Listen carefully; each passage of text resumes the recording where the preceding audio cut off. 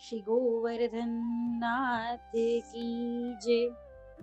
અમુક સેવા પ્રણાલી, ભાવ અને પ્રકાર આજે કહેવાનું શ્રી ઠાકોરજીએ પ્રેરણા કરી છે.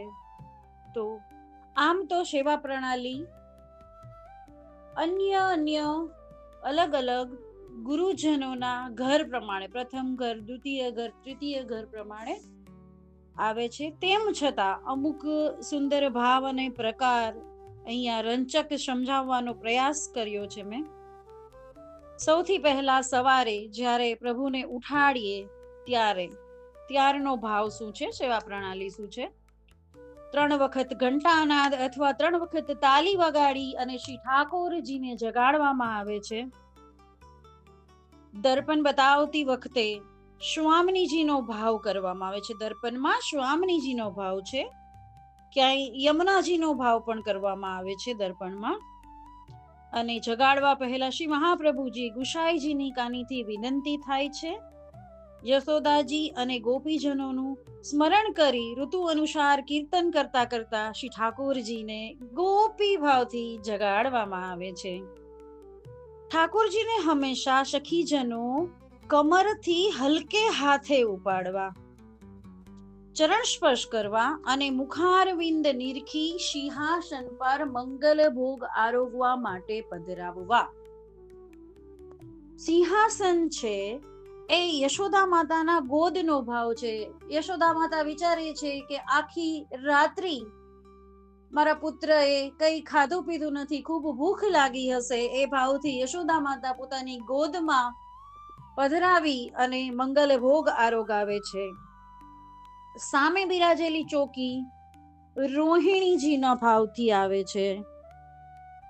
હવે અમુક મંગલાની સામગ્રીઓ જોઈએ, જેમ કે દૂધ, દહીં, માખણ, મિશ્રી હોય, અલગ અલગ મીઠાઈઓ હોય. તો એ કયા ભાવથી હૃદયમાં કયો ભાવ વિચારવો? સોનાના પાત્રોમાં શ્રી સ્વામિનીજીનો ભાવ છે. ચાંદીના પાત્રોમાં શ્રી ચંદ્રાવલીજીનો ભાવ છે.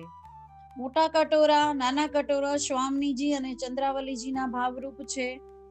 દૂધ સ્વામિનીજીના ભાવથી છે. દહીં ચંદ્રાવલીજીના ગાઢા ભાવથી છે. મિશ્રી શ્રી સ્વામિનીજીના હૃદયના રસરૂપ છે. મલાઈ, માખણ, દૂધગર અને સખડીની જો સામગ્રીઓ શીતકાલમાં આવે તો એ વિવિધ વ્રજ ભક્તોના ભાવનું સ્વરૂપ છે. આવો ભાવ કરી મંગલ ભોગ ધરવો. જળ શ્રી યમુનાજીનો ભાવ છે. પ્રાતઃ કાળમાં આ દરેક ભાવથી વિવિધ સામગ્રીઓ પ્રભુની સન્મુખ આવે છે અને આખી રાતના વિરહ તાપને દૂર કરવાનો ભાવ છે વ્રજ ભક્તોનો. ત્યારબાદ આપણે મંગળા આરતી કરીએ છીએ. તો શ્રી યશોદાજી અને શ્રી વ્રજ ભક્તોના પ્રભુના મુખારવિંદના દર્શન કરીએ. 12 કલાક વીતી ગયા હોય, તેથી એમના હૃદયને આખી રાત્રિનો વિરહ તાપ તેઓ પ્રભુની મંગળા આરતી કરી પ્રભુ પર ન્યોછાવર કરે એમ સમજવું.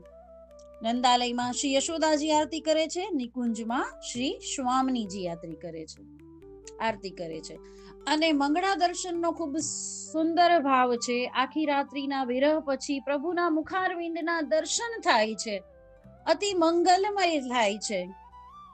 તેથી મંગલાના દર્શનનો આગ્રહ વિશેષ છે અને વિશેષ રાખવો જોઈએ. મંગલા સમયે ખંડિતાના પદ આવે છે. પ્રભુ અન્ય વ્રજ ભક્તોના મનોરથો પૂર્ણ કરી અને પધાર્યા છે. અસ્તવ્યસ્ત શૃંગાર છે. જ્યારે પ્રભુનું સવારે ઉઠાડી અને સર્વપ્રથમ મુખારવિંદ જોઈએ ત્યારે ખંડિતાના પદ અને એ ભાવ આવે છે. અને સખીજનો સુંદર ભાવ કરી અને સેવા કરવાથી પ્રભુને ખૂબ આનંદ, પ્રસન્નતા મળે છે અને ભાવમાં અનુવૃદ્ધિ થાય છે. બીજી સેવા પ્રણાલીઓ સમયાંતરે જોશું પ્રભુ કૃપાથી, રાધારાણીની કૃપાથી. શ્રી ગોવર્ધનનાથ કી જય.